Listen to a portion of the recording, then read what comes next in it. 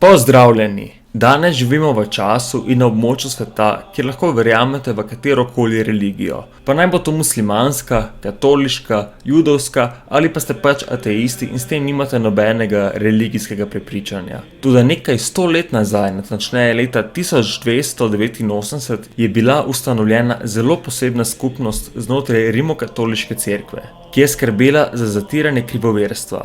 To so bili predvsem duhovniki iz dominikanskega in frančiškanskega reda. Skozi katoliško zgodovino se je pojavilo ogromno subkultur znotraj Rimokatoliške cerkve. To so bili arijanci, manihejanci, katari, kasneje v renesansi pa so se začeli pojavljati luteranci, kalvinisti in rožni križarji, ki pa so pripadali rimokatoliški veri, tudi njihova interpretacija je bila drugačna. Zato so tudi taki ljudi hitro spreobrnili. Sprva so poskušali miroljubno, če pa to ni šlo, so jih javno usmrtili. Usmrtitve pa so kasneje postale stalna praksa inkvizitorjev. Zagotovo prvotni namen Rimokatoliške cerkve ni bila neka širitev prave vere, ampak najverjetneje strah pred izgubo vpliva in da se bi izognili neenotnosti in morebitnim vojnam. Mimogrede, katarskih privržencev je bilo toliko, da je papež Inocens III sklical križarski pohod nad Francijo. Vojna je trajala več kot 100 let, natančneje med leti 1208 in 1324. V tem času pa so pobili več kot milijon ljudi.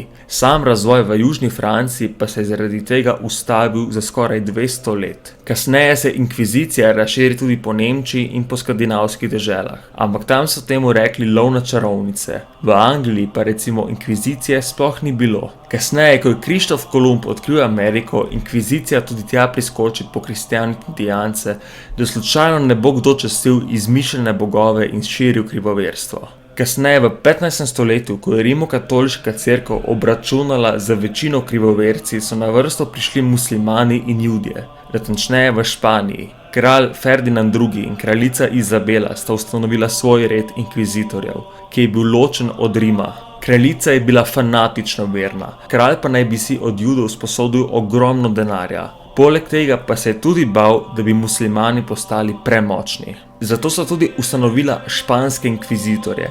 In kot so španski inkvizitorji radi rekli, naš cilj ni kazen, da bi se oseba popravila ali poboljšala, ampak za skupno dobro ga bomo javno mučili in javno ubili, da bi se drugi ustrašili in se izogibali zlu, ki bi ga sami zagrešili. Španska inkvizicija je trajala celih 350 let. Bili so zadolženi za zatiranje krivoverstva in preprečitev rušenja krščanstva v Španiji, saj so dejansko imeli dokaze, kako so potomci pokristjanjenih muslimanov in judov hoteli zrušiti krščansko oblast. In pri zbiranju dokazov in izvajanju usmrtitev so bili v srednjem veku zelo domiselni. Ustvarili so mučilne naprave, zaradi katerih se lahko umrl že med zaslišanjem. Zanimivo je tudi dejstvo, da so se ljudje mučenja in inkvizicije tako bali, da so hitro s kazalcem pokazali na soseda ali prijatelja. Tega so odpeljali in ga na podlagi lažnih ali resničnih obtožb zaslišali in kasneje usmrtili.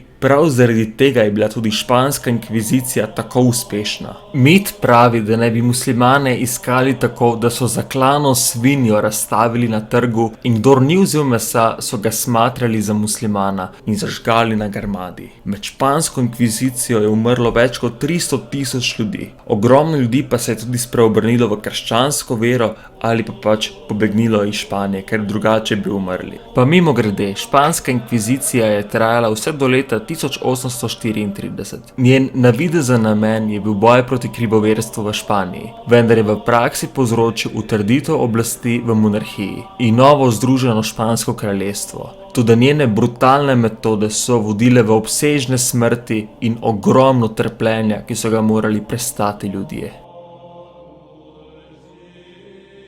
Upam, da vam je bil današnji dokumentarec všeč. Če vam je bil všeč, pritisnite like in se naročite. Hvala in lep dan.